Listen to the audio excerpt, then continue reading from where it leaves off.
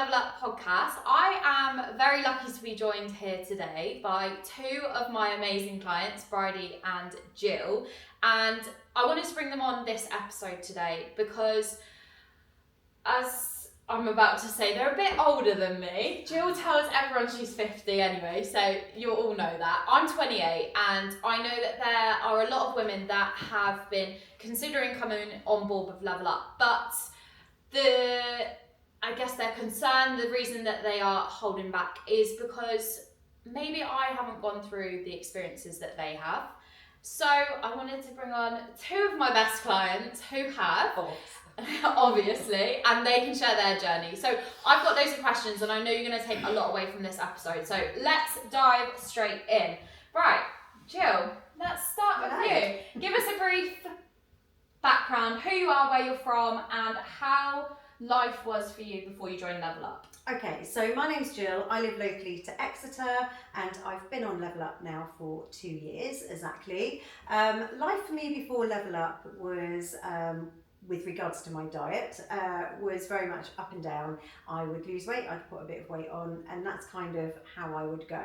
And if I had an event coming up, I would do one of these lose weight quick schemes where I know that I could lose maybe half a stone within literally a couple of weeks, like being on one of these diets of pre-packet food of around 600 to 700 calories a day. And so that would kind of work for me, and I'd lose the weight that I wanted to, and then within a couple of weeks I'd put it back on again. So I was looking for a sustainable way of losing weight and keeping the weight off. Amazing. Very good, Jill. Bridie. So I'm Bridie, I'm 47, I'm from Chudley. So I have been with Level Up 2 years to date on October the 4th. The reason I wanted to join Level Up was because my life was total carnage. I had no direction, I had no plan, I had lots of ideas of what I wanted to do and how I wanted to be, but I just had no plan, no direction, didn't know where I was going. Okay. Are we okay? Are we eased in? Now. We're eased into the episode. A little bit. Right. Good. Okay. So first question then for both of you. Jill, we'll start with you. You did kind of touch on it, but if you can give me 3 simple answers, what were the 3 biggest struggles that you faced before you joined Level Up? Knowing what to eat. And that might sound a bizarre question because after leaving school, I trained as a chef, so I could cook great food, and you would think, well, you should know what you should be eating, but you know, busy mum, busy household, busy business, and so yeah, knowing what I should eat, that I could prepare like quickly. So it'd be the kids would come home from school, they both have clubs going in different directions. Andrew would take one way, I would take the other one. And I'd have like 20 minutes to prepare food. So we were eating beige food from the freezer. So that was my biggest struggle, the main one. The second one would be the gym, because in my head, I loved the gym. The reality was that I probably didn't, or I would join a gym that did classes for me, so I literally wouldn't have to use my brain. But I wasn't seeing results from those classes, and now I understand why I wasn't seeing results, but at the time I was frustrated by that. And the third one would be, I knew that actually when I get older, if I didn't look after my body when I was young, that it would be an issue when I was older. And I suppose at the time, I knew that my in-laws were coming to live with me, and one of them having osteoporosis. And generally, I think that was from not looking after themselves when they were younger, and suddenly, you know, the osteoporosis has taken over their body and they can hardly move. So I certainly didn't want to be in that position. So yeah, food, exercise, and actually I want to be fit and healthy when I'm older. Love that. Bryce, what was your 3 biggest struggles before? My 3 biggest struggles would have been finding a plan that suited me, having a coach that I trusted and knew that had my back and was consistent with me. What would the third thing be? To having the motivation to be a part of a community that actually wanted you to succeed. and not all the falseness that I'd experienced through most of my life. I think that's so important, isn't it? 100%. Because that's like such a big thing. I recorded another episode earlier and I was talking about like who you listen to and the people you surround yourself with, and 100%. obviously we know from the Level Up community, but not everyone's blessed to have that, where they have women in their corner, and that's the thing, or one of the things that holds so many back. I think that is the problem with life, isn't it? Like, you associate yourself with a lot of people in your life, and I think it's only as you get older you see people's true identities. And you know, I went through something extremely traumatic 7 years ago, and I really discovered who my true friends were. And you know, it's a massive process. I didn't just lose my son, I lost my whole identity, the whole life I was living. And you know, coming from a small town like Chudley, I kind of had the same friends for probably 40 years. And yeah, I was very shocked at some people's behaviours, and that was when I really had to look at myself and not blame other people for the way they are. I had to look at myself and go, how did I allow this to happen? How have I, for the last so many years, you know, called these people friends when they actually didn't really want the best for me? And that in itself was a massive lesson to learn. I know both of your struggles are different, but at the same time on your journey you've had very similar struggles as well, especially over the last 6 months. Both of you have had like a massive shift, and something has just totally changed. Before we get onto that, because I want to talk about what each of those things are, just a very simple question. Did you at any point, whether that was before your Level Up journey started or during, did you at any point think that age was a limiting factor as to why you hadn't got results? Potentially. Why? Because you hear that as soon as you hit a certain age that losing weight becomes harder, your metabolism slows down, and for other reasons that it will be harder to lose weight. So yeah, I think it wasn't a holding back factor for me, but yeah, just from what I would hear, or maybe friends that are saying, oh yeah. And I suppose sometimes, like, you see women that are overweight that are over 45, 50, and they're just like, oh yeah, they just accept it. And so I think people do accept it, and like for me that was enough. I didn't want to accept it. I felt like I was going towards my 50s being more confident than ever I've been, and I suppose that's, you know, my kids are growing up and I'm starting to find out who I am again after, you know, looking after kids for however many years. The business has become successful, so that obviously gives you confidence. So I was like, well, I can actually hit my health and fitness targets, whatever they might be. I can actually do it. And I suppose the more that you look at that on places like Instagram or Facebook, you're like, oh yeah, well actually they're 50 and they're losing weight, or so you can do it. But it's actually believing that you can do it. Do you think a lot of women almost find comfort in the fact that so many people say it's harder to lose weight when you get over 40? Yeah. So then that's a justification for not actually doing it. Yeah, totally. My mum would always say, oh, if you don't lose that weight by the time you're 40, you'll never get rid of it, because you'll have your middle-age spread. And I'm like, well, I've had this middle-age spread most of my life, so so maybe it's an excuse for our former generations, that's what they used, flows down to the daughters. Or, you know, my mum would always say, you know, we come from a family where we've got big hips and big bums, you know, and that's kind of your genetic makeup. So when you're told that as a child, you know, and food was a big thing when we were children, because we didn't have the phones and the games, and so your meal times were quite important. You know, we were always encouraged to finish our dinners. Your dad's worked hard to pay for that all week. So yeah, definitely. You had to sit at the table until your plate was empty. Yeah, and there was no more food if you didn't eat your dinner. You had to be grateful, didn't you? You always had to be grateful for what you were given, and don't ask for anything else because that's just rude. I would never put parsnips on my kids' plates because that's like my biggest childhood hate. Yeah, I think mine was hot pork pies. And I think like my daughter's just turned 20 and I said to her, oh, I've at last lost that baby weight. It's taken 20 years. But I think there is all this thing, like you have kids and then like maybe people don't lose the weight straight away. It's like, oh, well, you've had kids, so you'll put a bit of weight on. And then, yeah, the middle age spreads. So it is like programmed. We're told it all of the time. Yeah. And because I've not been in that position yet, I've not had children, so I can't comment on that. But I guess what I can do is then learn from your experiences where actually that's not the case and it doesn't have to be that way because it is just a story that you tell yourself. Well, it's just passed down through the generations, isn't it? I think. 100%. Mum to daughter. 100%. And I suppose it's whoever's going to break that cycle within what you pass down to your daughters. Absolutely. Yeah.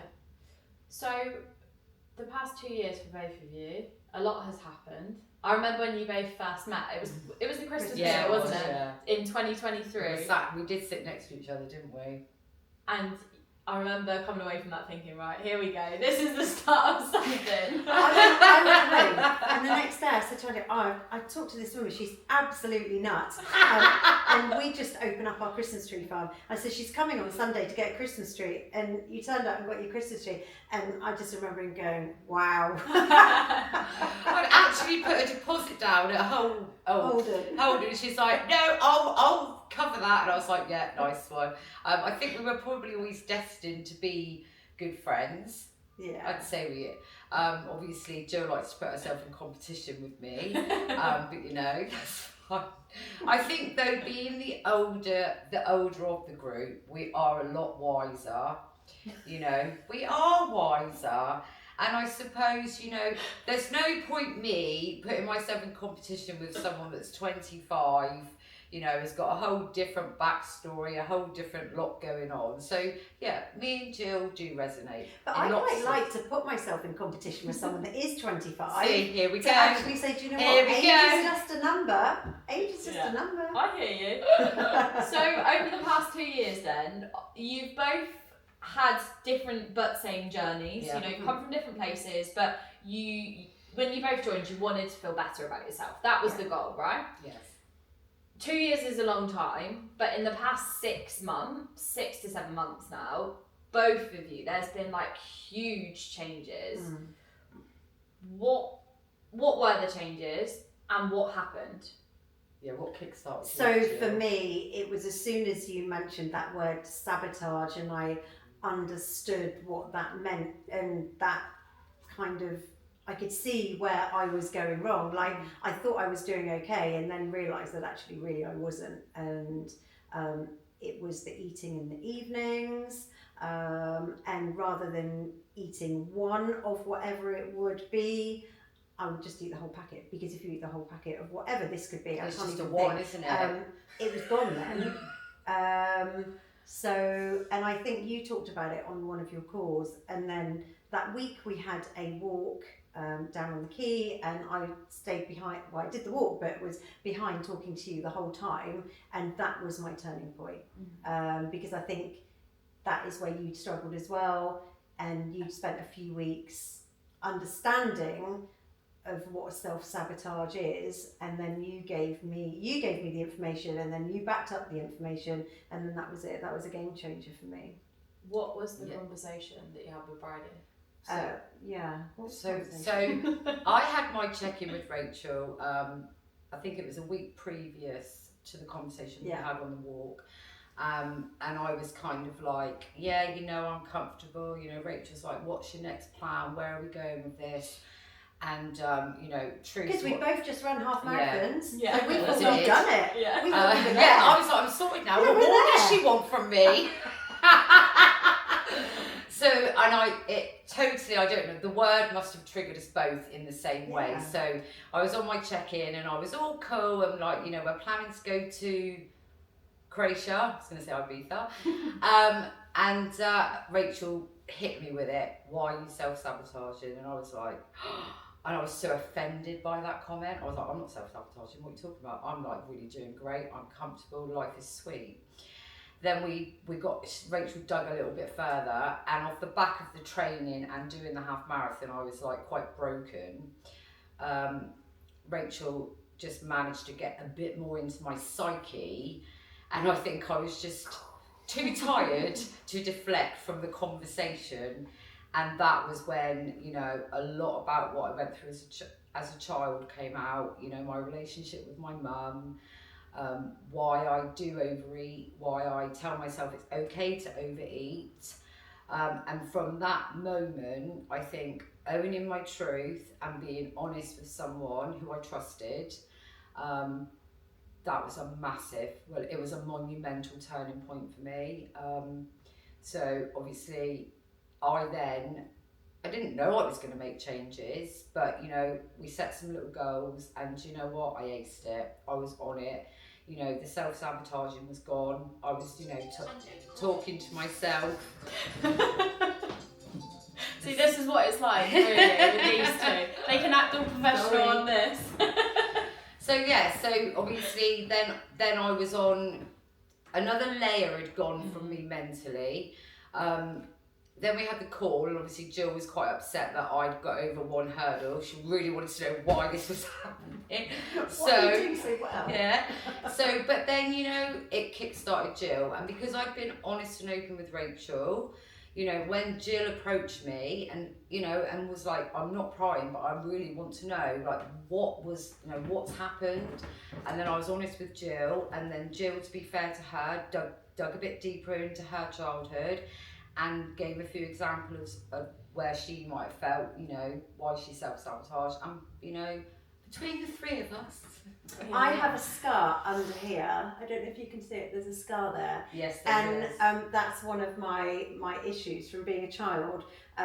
So, you know, like when you were a kid back in the late 70s and the early 80s, like you didn't have like free-flowing chocolate in the house or cans of drink. It was like a real treat. Like a little penguin bar would be a real treat. And Mum had bought, you know, it was always like penguins, wasn't it? Yeah, and I climbed up onto the worktop to get the chocolate, fell down, and I fell into the spike of a cast iron paper wrap. Yeah, so that is like the true and I bet you got told that was your own fault. Yeah, exactly, it was my own fault. There was no compassion when we were children. There was no like, let's find you a safe space and talk about it. But even though that's like quite a funny story, it wasn't at the time, but it is quite a funny story. Like it was that like, there's chocolate there, I needed it, and nothing changed. Nothing changed. So if there were those small chocolate bars in the cupboard, like one was never enough. And throughout my childhood, I would have like 3 or 4, and I'd never put weight on. I was like, it's fine, I can do that.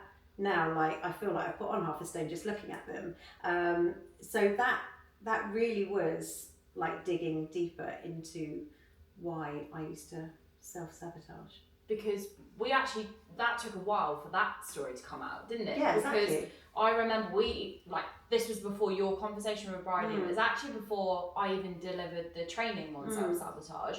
We were going back and forth, and I was like, Jill, come on, there is something, like, find it. Yeah, exactly. And it's not until you stop and go, okay, this is why I do what I do.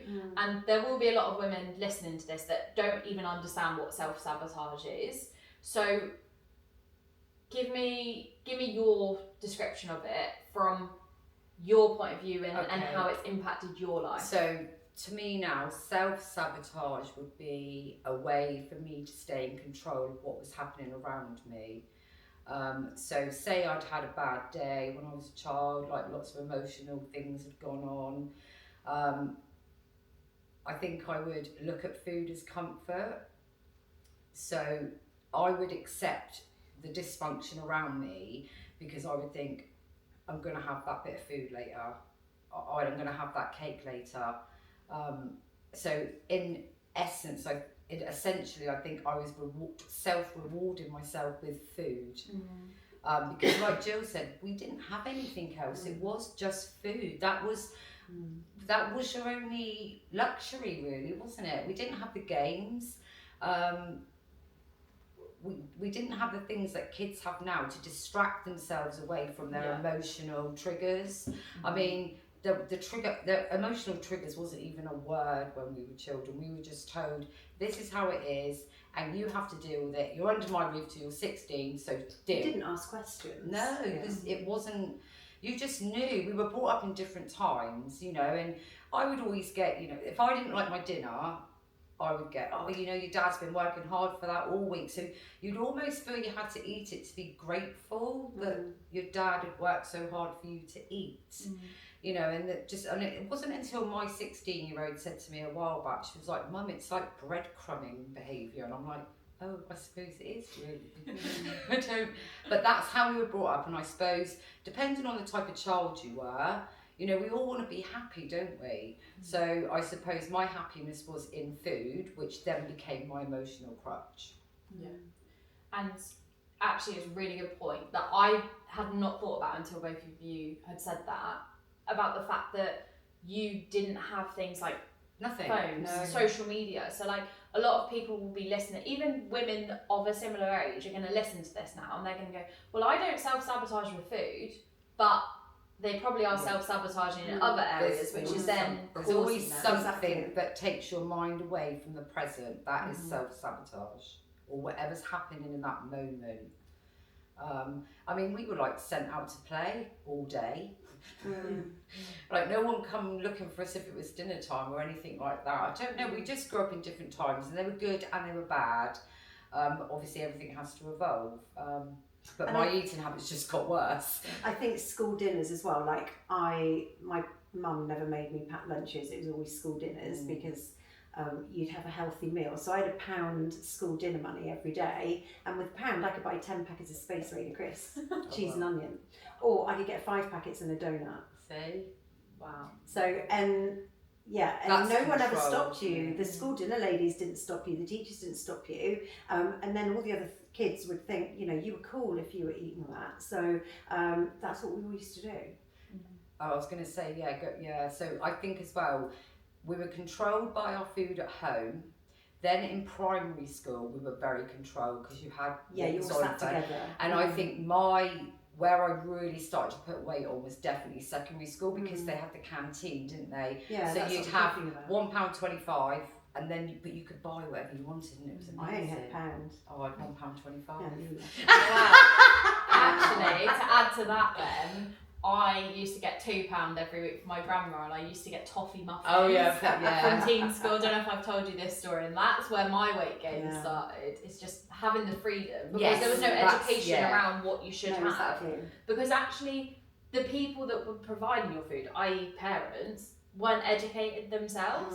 And this is the battle that I have now, and I deal with it like day to day, I guess, is battling with someone's beliefs and things they have been taught their whole life by the people that care about them because it's their parents or their family or friends, but actually have no real understanding and knowledge about what is the right thing to do. Did you have takeaways? Never. Fish and chips, I think. Occasionally, if I can remember, just one time we went Christmas shopping. My mum, like my dad, would never come out shopping, but we went Christmas shopping and we had KFC, and that was like a real treat. And I can remember like having a can of Tango, because it wasn't called Fanta, it was Tango.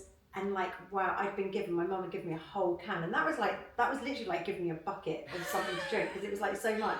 But that was such a treat. Such a treat. And I think in our house, food was a treat as well. So on Fridays we would have fish and chips. But I think that's as I was getting towards the end of like primary school, so you're talking 86, 87. But I'd always remember my mum saying, "Oh, don't forget we've got fish and chips on Friday," like really bigging it up. So that's obviously where the reward of food comes into it as well. It's crazy, isn't it? Yeah. Because, and again, another frustration of mine is people coming on board and expecting to overcome all of these things that have happened for years and years in the space of months. Because I'm sure you two had maybe a similar thought process when you joined. You were like, okay, I'll do this for a few months and hopefully I was only going to be on this for 6 months. And here you are. Other dieting and health things I've done, but probably not Level Up, because I was in such a bad way mentally. I kind of knew that Level Up level up was my last ditched attempt, you know, to the fact that I spent all my money to pay for the first. I knew that I had to make a go of it. I had to make it work because I've tried everything that I'm sure you have, Jill. Slimming World, British Heart. I've done it all, and I've done it like for 2 to 3 months, and I've lost a stone. I've put 3 stone back on. I mean, when we used to go to Slimming World, can I even say these names? I don't know, but who knows? Like we'd get weighed on a Thursday. We'd head to the local pub for cheesy chips and hot drink. Afterwards, yeah, and then starve for a few days. Yeah, how do you know? Well, the thing is, when you go back the next week and weigh, you're standing in the queue to weigh, and you're like, oh, I don't take my belt off. Yeah, we did. Take my shoes off. Yeah, I've stripped before. Yeah, so when you weigh the first time, you have all the clothes on. Yeah. Then when you weigh the second time, you're literally like wearing nothing. It is true. Yeah. And then you've got what you do now. You've got to have that wee weigh as well, haven't you? Yeah, exactly. Yeah. Was there a moment for either of you where you thought that this time was different on your level up journey, where you were like, this is actually going to happen this time? Well, yeah, like all of it, I suppose. But I was a bit like when I joined, because I used to lie about my weight.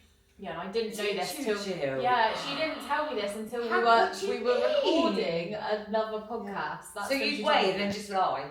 Just put the different weight in. You put- Yeah. So actually, if I look at the beginning of my journey, I don't really know. How like, far what- would you go down? Depending on I how mean, you felt I that just day. probably wouldn't go up. Just wouldn't go up. Yeah, if it went up, I wouldn't put it up. You'd stay the same. Yeah, and like I didn't go out that much, and I remember going out twice, and both times seeing you around, thinking, oh, shit. This must have been ages ago because Yeah. I didn't go out. yeah, it was. Yeah, twice within like about 2 months. What was the question? Was there a moment where you were like, it's different? It's different this time. Well, I think from the start I realised it's different, but then I still thought I knew your way was different, completely different, but I still thought I could do it my way, like with a bit of your way, but could do it my way. And maybe that's why I didn't lose as much weight in the first year and a half, because actually I then realised that my way maybe Doesn't work. working. Yeah. What about you guys? I think when I first started Level Up, to be honest with you, my weight loss wasn't my main focus. I had lost weight on my own before I started, but mine was more I needed to get off medication. I needed to get some balance in my life. I needed a plan. I needed to be a functioning mum to my girls. I needed to stop drinking. I needed to stop doing everything to numb my head. So I think when I joined, I did think, it's just going to be one of them girl groups and it's just going to do my head in. They're going to be fucking bitches and I'm going to end up falling out with everybody because they're driving me up the wall.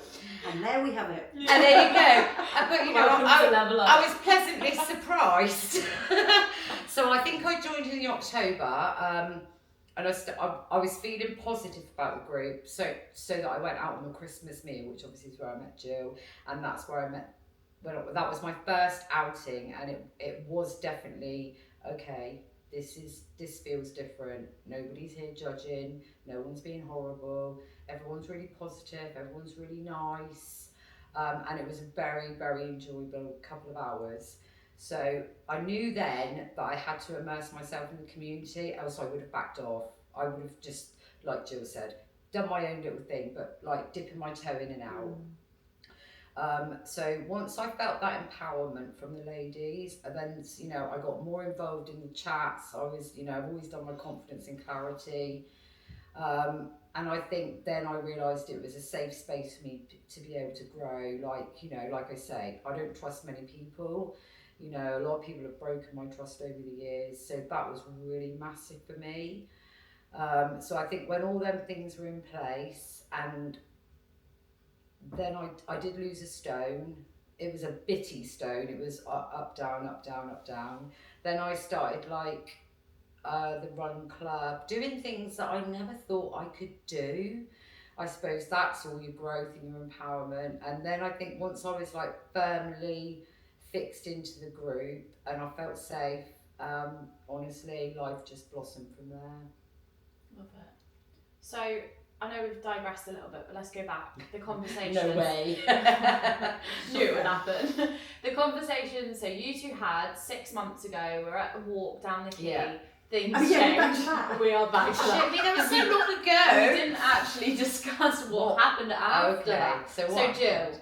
you had your conversation with Bridie after the training that I delivered on Yeah. self-sabotage, and something changed for you. Yeah. And from there, what have you gone on to achieve? Like, what has been different? Okay, so January to March was where I was like getting myself ready for turning 50, and I thought I went into my 50th birthday feeling really good, and I did feel good, and I felt confident, and went on holiday, and like I look at those photos now, and I said to Andrew, we've got to go back to the Maldives, so I need to redo my photos because it's bloody awful.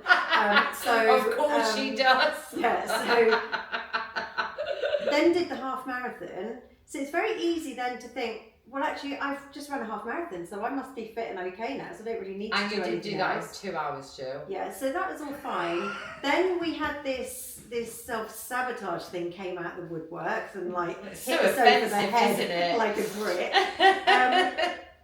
And what changed, if I'm being totally honest, was everything I ate went into my fitness pal. Everything. And if I didn't want to put it in my fitness pal, I didn't eat it. And then if I was hungry in the evenings, there was nothing in the cupboard. Like the other day, I went into the cupboard, like literally there's rolled oats, there's flour, there's spices and things. There's nothing, there's stuff that you use to cook with. There's nothing else to just snack on. The only thing there is to snack on is fruit. So that was a game changer. And then I kind of had this thing in my head, right, once I've eaten dinner, I'm not eating anything after dinner. So, so I literally was drinking water once I come back from the gym, because I was gym in the evening, so drinking water. If I felt hungry, I'd probably have a drink, and that's when I said to you, I'd always have a coffee in the evening. And then you dropped me a message like, I know you like black coffee before you go to bed, and I know you don't think it affects you, but actually, could you stop it? And it's like, really? Like, what do you want my blood? Do you want my everything? What else are you gonna take? So I then went out and bought peppermint tea. And so like now when I come back from the gym, I have peppermint tea, and I never thought I would like that. And I'm now on maybe 6 weeks of doing that and really enjoy it. And it's my black coffee, but it's peppermint tea. So yeah, that is what changed it. Literally not the snacking in the evening, because that's fine. Like I'd start breakfast fine, and then I'm like, yeah, today's going to be a good day. Lunch would be fine. Then you get to the middle of the afternoon, then things would dip a little bit, and then I'd be cooking dinner, and like I felt like I'd eaten a whole dinner before we'd eaten dinner. I'd be snacking and things, and if that happens now, I get some frozen blueberries out of the freezer, put them in a bowl, and I'll eat them. It's just being in control, So that they're I think you're right. It's being in control. So I'm totally in control of what goes in. And just to add to what you were saying there, because there will be some people that listen and think, okay, right, the way I solve this is cutting out black coffee, not eating after dinner, and that's typically on so just to clarify there, no, it's that is the tip of the iceberg for you, because you've built all of the foundations alongside that, and it's not that you can't have a chocolate bar. It's that you know you've got goals right now, you're dialed into a specific phase on your journey that is going to deliver X, Y, and Z as a result, and that's not going to serve you. And that's the difference, right? That's where the self-sabotage stopped. Since then, what have you achieved? Lost weight. I look better. You're toned. I'm fitter in the gym. I did a photo shoot on September the 14th, and I actually like my photos. You did. And that's like a huge thing, because even though I went into the other photo shoots thinking I was confident, when those photos came back, especially the ones in the underwear, I'd be like, oh no, I don't want those. I'll have that photo, I like that because I'm wearing jeans and a shirt, but I don't want that photo where I'm just in my bra and knickers. So I like my photos, but you know what, I'm not there yet. I'm not, I've got to a level, and maybe I've got to a level where I thought I wouldn't get to. But now I know I can, that's just the start, and I can push, and I feel like, my calories have gone up, so I feel like, I know we had a conversation yesterday, I feel like I'm eating loads, and I can get to the end of the day and go, oh my God, I've got another 200 calories to go, and I really feel like I'm eating for the sake of it. But it's been good to do that for a few weeks, but now I'm going again. And October really pushing.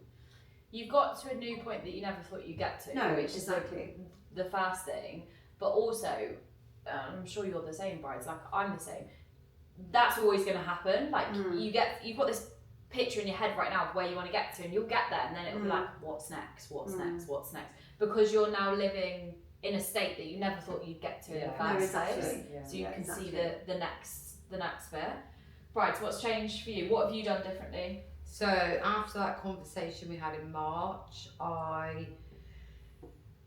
same as Jill, started tracking everything, hitting my protein, because I was always a bit off on that, stopped the late night eating.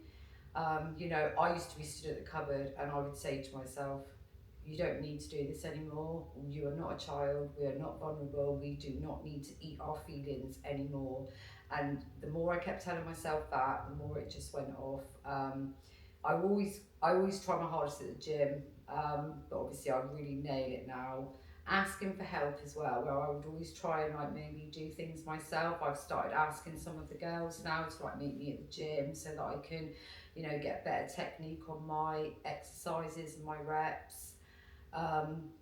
I stopped cooking 3 meals as well for me and the girls. Like if the girls want to eat what I want to eat, that's fine. If not, they have to go and sort themselves out. I mean, they are 16 and 22. I think being in control of myself is something I have never had. So that empowers me. You know, don't get me wrong, we all like a biscuit, but it is having that moment where, you know, you don't need to do this. This isn't who you are anymore. And I think the vision of myself and how I feel about myself has done such a 360. Like I never ever thought I could look as good and as fit and as healthy. You know, I feel absolutely amazing, and I've never ever been this lean in my whole entire life. I have never been as fit as I mean, I feel absolutely strong, solid, healthy. The same as Jill, my calories have increased and I'm like, geez, it's a lot, isn't it? I'm like, it's a lot. But you know, I think it's the same for any woman. It's about being in control of yourself in all areas.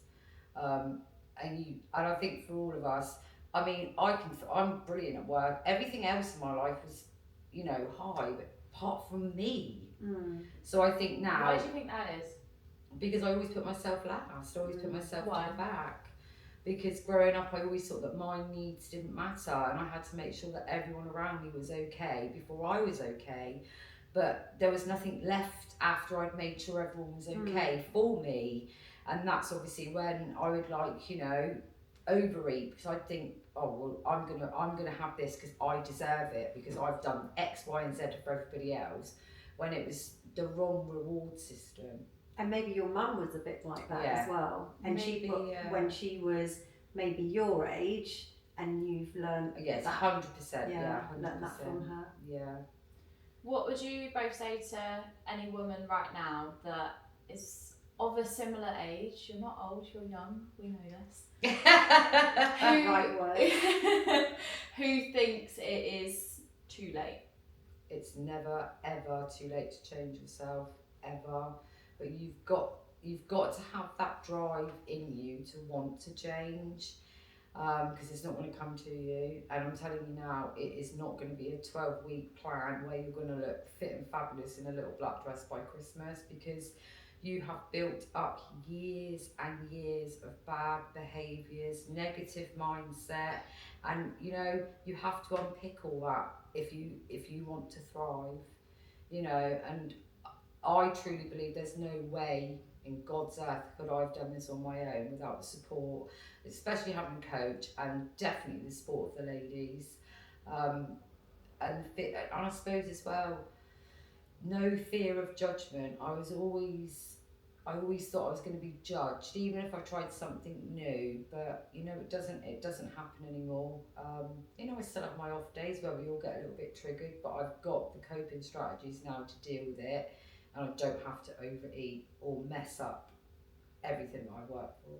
I think certainly something that someone of our age, if they were thinking of joining, could learn maybe from our mistakes, and that's maybe kind of like dropping their guard down a bit earlier than what we did. 100%. Because, you know, we waited a year and a half, didn't we?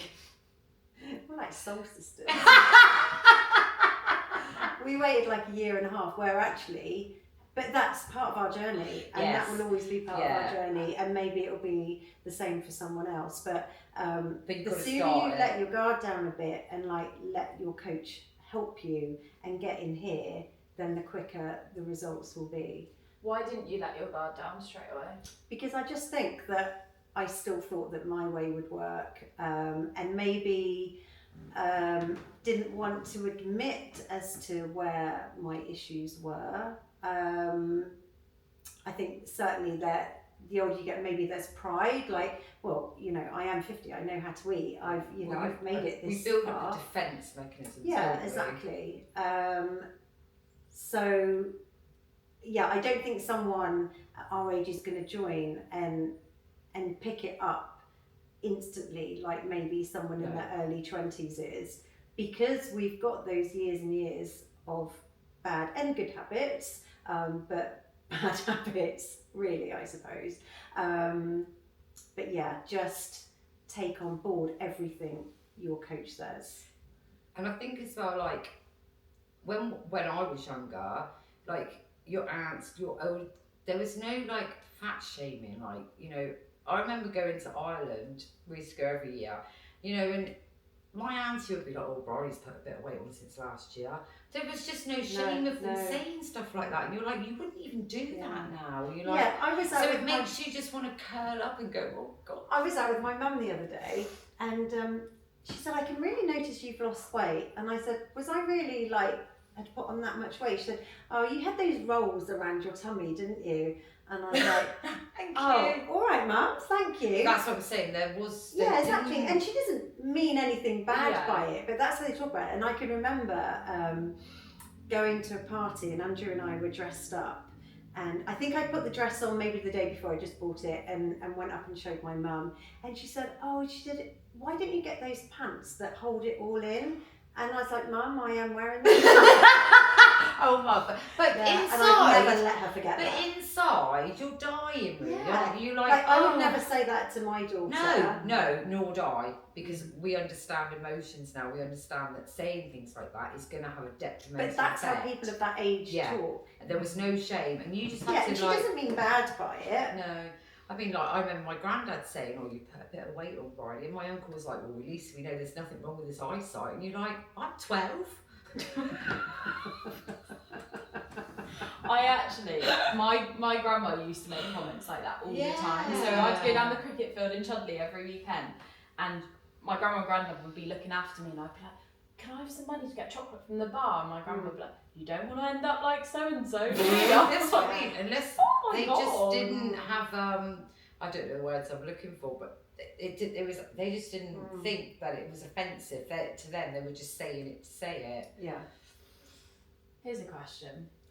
What was your biggest what the F moment in Level Up? Take this as you will.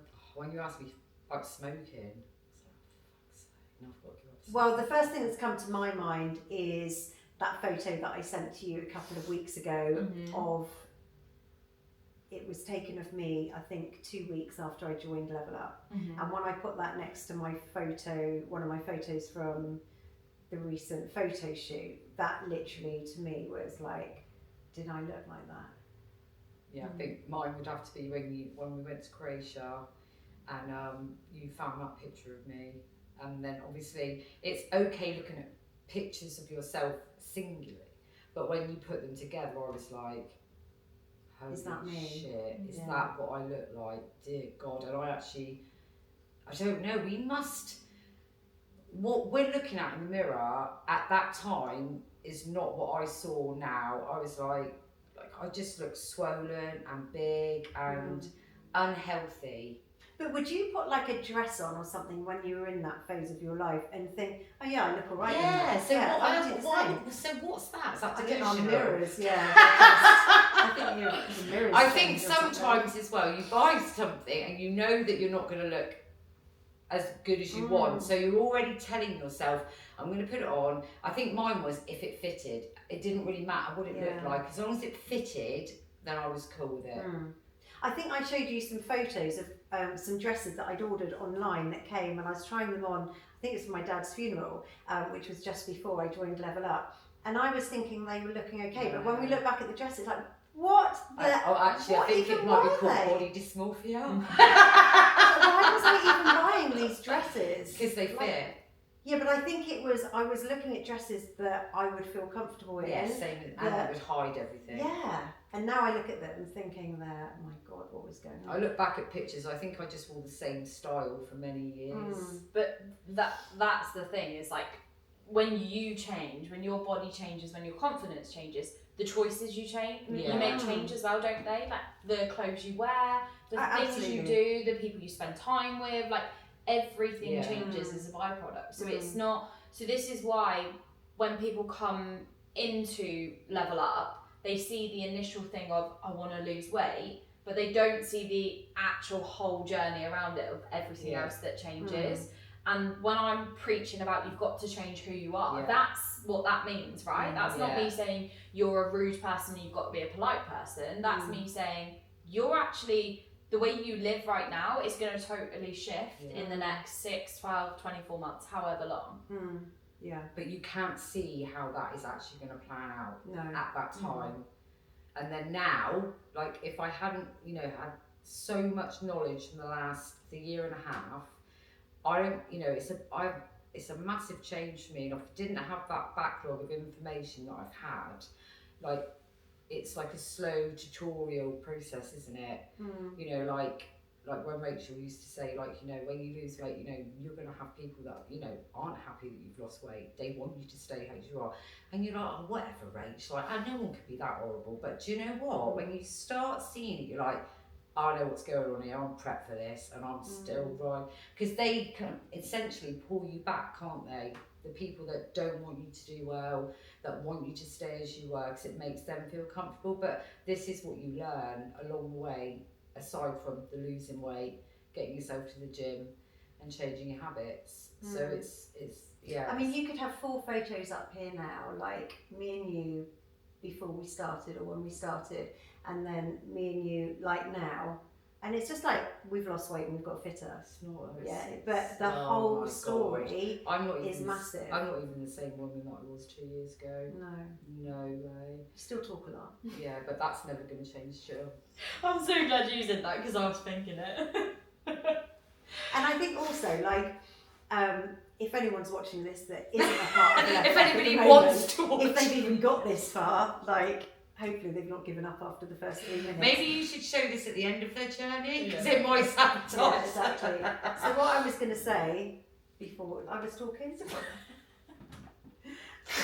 so Rachel has been running this, like, not competition, like a friendly competition within the community. Friendly bios. We're only friends because we were on different groups, so that's fine. But like sometimes people will give their reasons as to why they've not gone to the gym that day, or their reasons as to why, don't roll your eyes, or their reasons as to why they've not hit their nutrition or whatever. And they are generally their reasons, but it's very easy when, like, you've had a big journey and you're not coming out of your journey's just going on to a new level now, that they're their reasons, but actually we can just look at it and just go, that's such an excuse. But we were there at one time. Yeah, we were there at one time, and they were generally our reasons as to why we hadn't done something, which is like, you can't be hard on those people, but you have to, they have to understand, it's like, we started there and we're now here, and we've had to change a lot of things. Massively. It's always easy to look back on something in hindsight, isn't it? It's always easy to look back and go, because like I do it with all of you. Like, you two bloody moan about stuff, I'm like, shut up. But then I'm like, that's where you're at on your journey, right? What a shame. That's where you're at. No, it's called constructive criticism, Rachel. Yeah, whatever it is, it's something coming out of your mouth, and I try not to listen. But the point is that everyone's at a different stage, aren't they? And it's only when you're out of that stage that you look back and go, I could have done better. I needed to show up more. And exactly, like, because Brad, you're, what are you now, 2 months smoking free nearly. Yeah, Nearly 8 minutes 2, next, yeah, which is incredible. But 4 months ago, that wouldn't have I'd even just been. been like, Rach, Wouldn't have been on please the give me a radar. break. Yeah, literally another thing. Oh, it's just, And it's always in hindsight. It's always when you've got past the hurdle that you can look back and go, actually, it wasn't. I as hard as kind I of thought. knew it was the next stop, because I think when we were in Croatia, Jill kind of said something poolside. She was like, you know, you're a different person now. So like, I can't remember whether you said you need to put. Oh, I can't remember the actual words. Like a different version of myself. So all of them little things had to go. Do you remember saying something? No. Poolside, Jill. Did I? See, you two help each other out. I See? can't remember. Was it in the It might evening actually. when It you might were- have been the swearing as well. Was it in the evening when you were having a fag behind the tree? Yeah. She said I look like Hiding. she said I look like Mystic Meg. Yeah, you were sat behind the tree like having a sneaky cigarette. Well, I think because I knew that it didn't suit me anymore. So I suppose I knew it was kind of the next thing. But as always, I just need prodding sometimes. But no, I think I'm just proud of everything. But then if Rachel had said to you 2 years ago, right, you're going to stop eating all of that, you're going to get yourself to the gym 5 times a week, I'd you're have going to just gone stop back. smoking, I'd have gone back to you bed. wouldn't be here. I'd have Yeah, gone- exactly. yeah. But you almost did because you almost quit. I did. A week in. I Not saw even a week I in. saw the paperwork. I was like, I can't do this. I know you don't ask that question now, but it just showed the people pleasing side to me. Like, I think one of the questions was like, "What's your favourite colour?" And I was like, "I'm 45 years of age and I don't even know what my favourite colour is." I was like, "How sad is that?" But I can tell you what everyone else's favourite colour is. So I suppose, yeah, there is a lot to go through at the beginning, and I suppose nothing easy. No, is it nothing? What's that Nothing saying? worth having It's comes easy. yeah. But I honestly didn't realise like how Level Up would like tear me down, then build To me bring back you back up. up. Yeah, that in itself is amazing. What would you say to any woman right now? Doesn't matter how old they are. Any woman that is on the fence, but they feel a million miles away from where you both are right now. You feel like that before you start, but you just have to do it. Honestly, I think it was divine intervention. When I started, I didn't have a clue what the hell I was going to sign up for. I kind of obviously knew of Rach. Do you know what? If you're at a time in your life and you're just like, you've tried so many different things and you're at the end of your tether, and you know what? You just want to be able to put yourself first for the first time, then you just have to do it. You just have to bite the bullet and just do it. You know, it's not going to be easy to start with, and you're going to fall back, you're going to go forward, but eventually you'll start going forward and you'll keep going forward. And that's when the magic happens. What would you say? I would say try it for 6 weeks. 6 weeks. Try it for 6 weeks. It's like, no. Do the do, and then have a chat and see where you are, because I just think sometimes that people might think, oh, it's all about this community. I don't want to be part of a community. I didn't need to be part of a community when I joined Level Up. I just joined Level Up to lose some weight and trying. I didn't need more friends. I needed. I didn't. community. You did, yeah. I didn't need to meet you, but we did meet.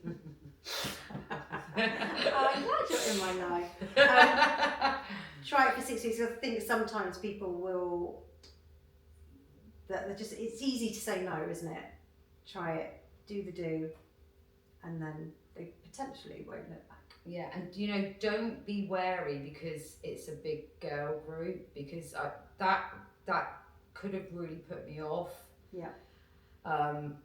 But then once you realise that you get yourself in a community of people that actually want you to do well, it shows you a whole different side of life that you never ever saw. And joking aside, every single one of us, we are all each other's biggest cheerleaders. We are so proud when someone achieves something, and I don't know. It's just our group, isn't it? It's just the world could be at war around us, but you know what? We still got Level Up. I think I'd always been part of a gym that was group training classes, so that was a community, and we had nights out. So it wasn't similar, but it was still a community. So I kind of made friends from it. But it could occasionally get a little bit bitchy, whatever. And I think that's why sometimes people get put off by gyms. So when you said to me, well, actually, you don't need to do that. You need to, just join a gym where you can go and use free weights, etc. And I was like, oh, I don't use those type gyms. Did you not? Okay. No. So I joined the local gym group. And I think I told you I joined, which I had, but I didn't go for quite a few weeks. That really shocks me. Yeah, and just going in there, I hated it. And I think I went up on the treadmill and just kind of got used to where things were. And I was like, actually, I'm going to speak to a PT and get them to show me around. And they did. And I showed them my plan that you'd given me. And they're like, well, that's there. And that really helped me. But on one of your calls, because I would go and I'd see all these like fit women and I'd go, oh, they were just born like that. And I can remember you saying on one of your calls, they have worked really hard. They weren't born like that. You don't know what they were like a year ago. And literally, I remember that to the day. And every time I go to the gym, and like now faces are familiar, and I don't know any of their names, but everyone smiles, and actually everyone's nice, and everyone wants the best for everyone. And I now look at those women and go, oh my God, you're here again. You're working really hard. You can see the ones. But I also hope that maybe they're looking at me thinking, yeah, you're here again and you're working really hard. So a lot of that was all in my head, that I thought they were kind of horrible places, if you know what I mean. But actually, like, I find the gym a real safe place and a real lovely place to go. And it doesn't matter what mood you are when you go to the gym, you always walk out feeling good. Even if you've had a rubbish session. You can have, I had a session a week, 10 days ago, and I couldn't hit all my weights that I wanted to, but I still walked out feeling better than when I went Because you did it, you made that promise and you got it done. Yeah. Your thoughts are always a reflection of your own insecurities. Yeah. And it does take for someone to say to you, because I know exactly what call you're on about. I remember delivering it, and I was like, look, I was in that position as well. I used to, even when I worked at the gym group, I would look at girls and think, oh, it's all right for them, they're born like it. Like, they're not. Like, everyone starts as a baby. Everyone's bodies change as they grow up. People work hard, and as soon as you appreciate that, you start to work hard. When you start to work hard, you become that person that everyone else is looking at. Yeah. And that's the beauty of it. One final question, a nice one to end on. What's your favourite memory so far that you've made on Level Up? Oh. Mine's probably going to be completing the half marathon. Yeah, mine would be Gloucester. Yeah, amazing. Just the camaraderie between us all. Obviously, the lack of sleep from the night before, sharing beds. I don't know, we were all in that bubble, weren't we? That's really good. Yeah, it was amazing, and we were just buzzing for each other. Yeah, definitely. Something I never thought I'd do. And I remember thinking, great, I never need to do that again. And she hasn't. Are you signed up for the next one? She's not joking. Unless we literally drag her there, she ain't doing it. Are you not? Are you stuck on I that? did say when Sarah was doing the London half, I had goosebumps watching on the when we were tracking them. That really gave me goosebumps. So next time we need to do it. No, I just had goosebumps watching that. I think as well, training as well. Like, we were all in that little block, weren't we? Of training, prepping. I think, is it one of the first times we'd been away? Yeah, it was the first time we'd actually been away, I think. Some of us, Yeah, as Level Up. But yeah, it was amazing. I started crying in the service station, didn't I? After I was so overcome with emotion. Jill was upset. We just wanted to get home. Jill was upset about 3 seconds. I can't remember being upset. Oh, I can remember being a bit upset, but actually I thought my insides were coming out. Right, on that note, I think it's time we end this episode there, don't you, ladies? Okay. Right, thank you so much. Cheers. I really appreciate it. Cheers, Jill. And thank you so much for listening. As I said at the start of this episode, I totally appreciate that I might not have as much life experience as some of you, but hopefully you can tell from listening to these two amazing women that we can definitely still help you here at Level Up. If the numbers go down after today, you really know it's off. Literally. Right. Thank you so much for listening. I'll see you on the next one.